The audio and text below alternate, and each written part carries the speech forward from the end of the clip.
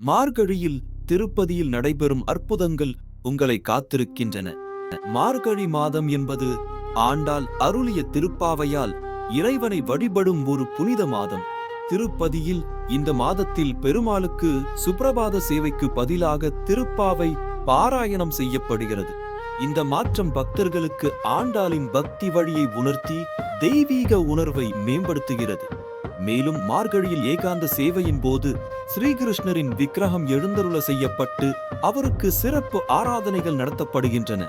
இது இறைவனின் பல்வேறு வடிவங்களை நாம் போற்றுவதன் முக்கியத்துவத்தை காட்டுகிறது.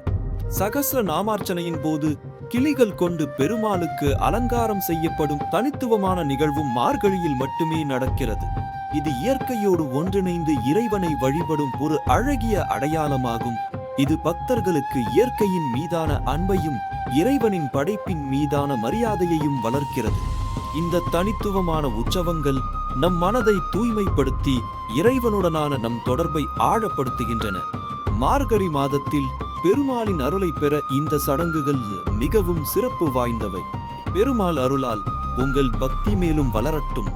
அடுத்த வீடியோவில் புதிய அனுபவங்களை எதிர்பார்க்கவும்.